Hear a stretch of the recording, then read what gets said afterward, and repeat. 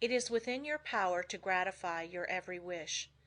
Success is the result of the way you think. I will show you how to think to be successful. The power to rule and attract success is within yourself. The barriers that shut these off from you are subject to your control. You have unlimited power to think, and this is the link that connects you with your omniscient source. Success is the result of certain moods of mind or ways of thinking. These moods can be controlled by you and produced at will. You have been evolved to what you are from a lowly atom because you possess the power to think. This power will never leave you, but will keep urging you on until you reach perfection. As you evolve, you create new desires, and these can be gratified. The power to rule lies within you. The barriers that keep you from ruling are also within you. These are the barriers of ignorance. Concentrated thought will accomplish seemingly impossible results and make you realize your fondest ambitions. At the same time that you break down barriers of limitation, new ambitions will be awakened. You begin to experience conscious thought constructions. If you will just realize that through deep concentration you become linked with thoughts of omnipotence, you will kill out entirely your belief in your limitations and at the same time will drive away all fear and other negative and destructive thought forces which constantly work against you. In the place of these you will build up a strong assurance that your every venture will be successful. When you learn thus how to concentrate and reinforce your thought, you control your mental creations. They in turn help to mold your physical environment, and you become the master of circumstances and the ruler of your kingdom. It is just as easy to surround your life with what you want as it is with what you don't want. It is a question to be decided by your will. There are no walls to prevent you from getting what you want, providing you want what is right. If you choose something that is not right, you are in opposition to the omnipotent plans of the universe and deserve to fail. But if you will base your desires on justice and goodwill, you avail yourself of the helpful powers of universal currents, and instead of having a handicap to work against, can depend upon ultimate success, though the outward appearances may not at first be bright. Never stop to think of temporary appearances, but maintain an unfaltering belief in your ultimate success. Make your plans carefully, and see that they are not contrary to the idea of universal justice. The main thing for you to remember is to keep at bay the destructive and opposing forces of fear and anger and their satellites. There is no power so great as the belief which comes from the knowledge that your thought is in harmony with the divine law of thought and the sincere conviction that your cause is right.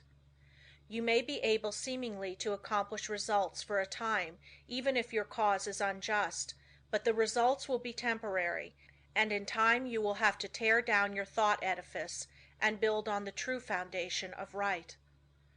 Plans that are not built on truth produce discordant vibrations and are therefore self-destructive. Never try to build until you can build right. It is a waste of time to do anything else. You may temporarily put aside your desire to do right, but its true vibrations will interfere with your unjust plans until you are forced back into righteous paths of power. All just causes succeed in time, though temporarily they may fail. So if you should face the time when everything seems against you, quiet your fears, drive away all destructive thoughts, and uphold the dignity of your moral and spiritual life. Where there is a will, there is a way. The reason this is so is that the will can make a way if given the chance to secure the assistance of aiding forces. The more it is developed, the higher the way to which it will lead. When everything looks gloomy and discouraging, then is the time to show what you are made of by rejoicing that you can control your moods by making them as calm, serene, and bright as if prosperity were yours. Be faithful in sowing the thought seeds of success, in perfect trust that the sun will not cease to shine and bring a generous harvest in one season. It is not always necessary to think of the success of a venture when you are actually engaged in it. For when the body is inactive, the mind is most free to catch new ideas that will further the opportunity you are seeking. When you are actually engaged in doing something, you are thinking in the channels you have previously constructed, and the work does not have to be done over again. When you are in a negative mood, the intuitions are more active, for you are not then controlling your thoughts by the will. Everything we do should have the approval of the intuition. When you are in a negative mood, you attract thoughts of similar nature through the law of affinity. That is why it is so important to form thoughts of a success nature to attract similar ones. If you have never made a study of this subject, you may think this is all foolishness, but it is a fact that there are thought currents that unerringly bring thoughts of a similar nature. Many persons who think of failure actually attract failure by their worries, their anxieties, their overactivity. These thoughts are bound to bring failure. When you once learn the laws of thought and think of nothing but good, truth, success, you will make more progress with less effort than you ever made before. There are forces that can aid the mind that are hardly dreamed of by the average person. When you learn to believe more in the value of thought and its laws, you will be led aright and your business gains will multiply.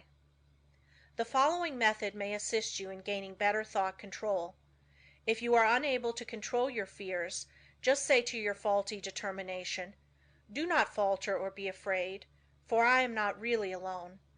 I am surrounded by invisible forces that will assist me to remove the unfavorable appearances." Soon you will have more courage. The only difference between the fearless man and the fearful one is in his will, his hope. So if you lack success, believe in it, hope for it, claim it. You can use the same method to brace up your thoughts of desire, aspiration, imagination, expectation, ambition, understanding, trust, and assurance. If you get anxious, angry, discouraged, undecided, or worried, it is because you are not receiving the cooperation of the higher powers of your mind. By your will you can so organize the powers of the mind that your moods change only as you want them to, instead of as how circumstances affect you.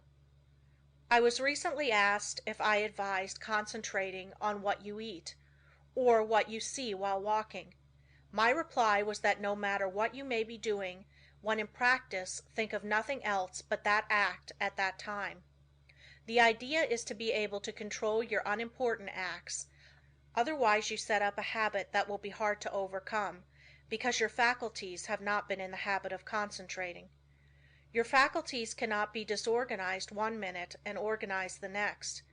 If you allow the mind to wander while you are doing small things, it will be likely to get into mischief and make it hard to concentrate on the important act when it comes. The man that is able to concentrate is the happy, busy man. Time does not drag with him. He always has plenty to do. He does not have time to think over past mistakes, which would make him unhappy. If despite our discouragement and failures we claim our great heritage, life and truth and force, like an electric current, will permeate our lives until we enter into our birthright in eternity. The will does not act with clearness, decision, and promptness unless it is trained to do so. There are comparatively few that really know what they are doing every minute of the day. This is because they do not observe with sufficient orderliness and accuracy to know what they are doing. It is not difficult to know what you are doing all the time, if you will just practice concentration with a reposeful deliberation, and train yourself to think clearly, promptly, and decisive. If you allow yourself to worry or hurry in what you are doing, this will not be clearly photographed upon the sensitized plate of the subjective mind, and you therefore will not be really conscious of your actions. So practice accuracy and concentration of thought, and also absolute truthfulness, and you will soon be able to concentrate.